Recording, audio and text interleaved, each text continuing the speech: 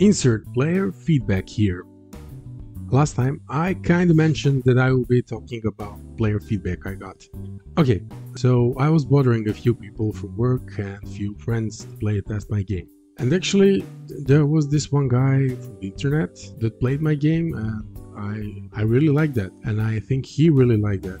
I guess I did something cool for once. Yeah, lucky me. There were a few, wow, man, this is awesome. I had some cool cools, a few, dude, do you like have a life? And yes, I do. Not particularly sociable one, but there it is. It's alive. Shut up, okay? Shut up. Yeah. Anyways, on the things I paid attention to, I got quite positive feedback, which is normal. When you do stuff the right way, people like it. Duh. People liked the water effect, which is good, as I spent ages fixing it up. Of course, people dislike the fact that you die instantaneously once you hit the water, which, to be honest, I did not experience. So what's the difference? How come this happens? The worst part of it all is that I almost caught myself, a tester, you know, Space Monkey, saying the worst thing one developer, someone who's developing code, say to a tester. It works on my machine. And it did. I mean, it did until I bought a new computer a few weeks ago. Oh yeah, my old potato PC is going to a well-deserved retirement. Until I find a better purpose for it, it will be my paperweight and archive. Okay, that was interesting. Archiving machine. Bye-bye, potato, you will be missed. I mean, they're sitting next to me and picking up dust, I don't know. On my new laptop that can do stuff, you know, actually do stuff, you know, has all that 16 threads, double the RAM, graphics card that actually can be called that, a graphics card. I have the same issue on some levels and not on the others. So what's the problem? Well, what the hell is the problem? I made damage dealt by water frame dependent. Idiot. And I was talking about bragging and everything in my last devlog, how I fixed all my frame dependent issues. Obviously I lied. I probably didn't. There's probably a lot more of them back in source that I will have to fix. But anyway, it was a quick fix. I found this really awesome Unity feature called Fixed Update. There it was, waiting for me to use it. I just ignored it for ages. So for you who do not know this, there are two kinds of update functions in scripting API in Unity. Update and fixed update. Teachable moment here, pay attention.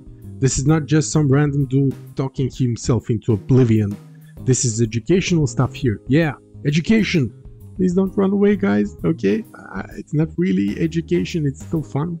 Okay, so the update function is called once per frame rendered, and as each frame has a different rendering time, the update function is called in a not so regular basis. For example, and I'm not using actual data from a project or anything, I'm just giving a rough estimate or something.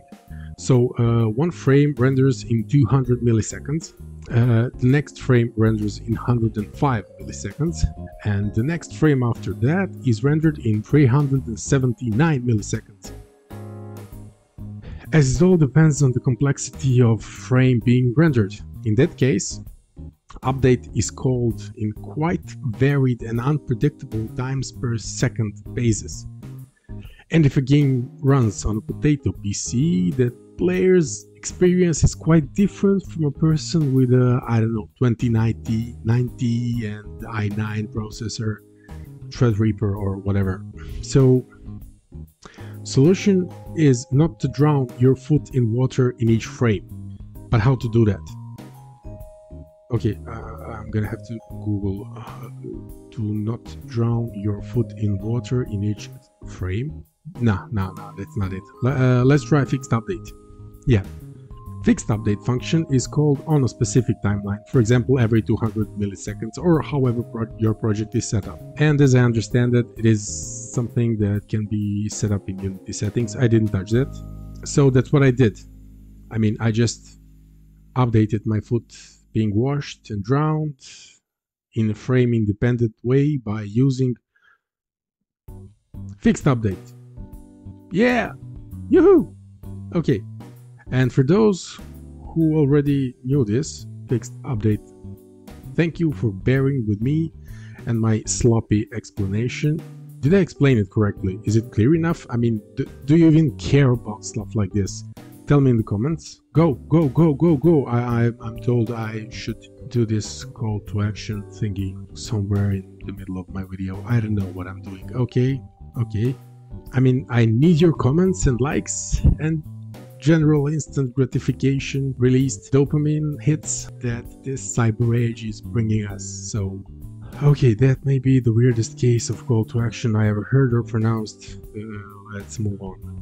Now, there was another annoying feature I was too lazy to fix until it was brought to my attention that it's really annoying and disruptive to gameplay. So, dropping platforms, or fate-activated platforms as I call them, they're not returning to their original position after a player has jumped off of them. I mean, I wanted to do this before, I must not tell lies, okay? I was lazy and I didn't care. And the saddest thing about that is that it was so easy to fix that, I mean, I'm not even going to mention how I did it. It would be a waste of your time, waste of my time. Okay, I just cached the initial position of the platform and told the platform to go back to that position after my Stinky Feet has jumped off of it. It really sounds weird when I say Stinky Feet in this context. I don't know, and that's the name of my game, so great naming and choosing the team, man. Great stuff. This may be not the best long-term strategy I have chosen here. And that's it. I won't say no more about it. It was easy, I was lazy, and I mean, it's fixed. All is well in the world. I mean, if we disregard wars, general lack of morality, lots of crime everywhere, politics that sucks all over the globe, huge gap between wealthy and rich, and this virus thingy, you might have heard of it. Yeah, let's move on. There was another thing I was brought to my attention, and that is being able to keep player healthy once passed through the portal. When, you know, they'll be more awesome than not. When I say healthy, I mean, you know, health bar and stuff like that. I have a feeling I talked about this on this channel in my previous devlog, but anyways, I'm too lazy to check, so I will try not to repeat myself too much. And in short, I added 3 lives, and for the barrel pickups, the health, I mean, coming over from one level to next via portal, you keep it all. So if you have like 50% of your health on end of one level, you will have 50% of your health on the next level. If you have 150% of your health in one level, you will keep it for the next, even though the 100% doesn't really make sense. But did I mention I'm lazy? Yeah, and I have a feeling I already talked about this. I don't know. I must add that halfway through the writing scenario for this, my girlfriend and I went to do some furniture shopping. Oh dear God, I hate furniture shopping. I think it's all the walking that you have to do. I really don't like walking a lot, okay? Did I mention I'm lazy? Yeah. What do you mean, what scenario? This scenario script for the video. I'm a professional. Come on. Yeah, I do that stuff. Oh yeah, I must plug in another thing here. This is really important. This is really cool. You remember how I complained in my previous devlog that I do not understand how people make a game in a week? You don't? Shame on you. Go watch it. It's fun listening to me complain. Trust me. Okay. Anyways, I did it. I actually made the game in just 2 days. Yeah, over the weekend. And another teachable moment. Yeah, if you're in a game jam and want to finish a game, you know, actually finish it, have something complete, cut, butcher the hell out of it. Cut all you don't need, cut the things you need, cut the things you think you can live without, And when you're left with only, bare bones, make something that works out of it. And then polish as much as you can. Or do what I did. Anyways, the theme was music to my ears. And it was, it sounded like fun. No pun intended here, okay? Now, it did sound like fun, but how to make a game around something as meta as this, music to my ears. So let me explain you my process. I think I'm gonna go as literal as possible. There's music. So I went to Incompetech or Incompetech. The link will be somewhere in the description, or anyway, this guy's website, and downloaded loads of music for free.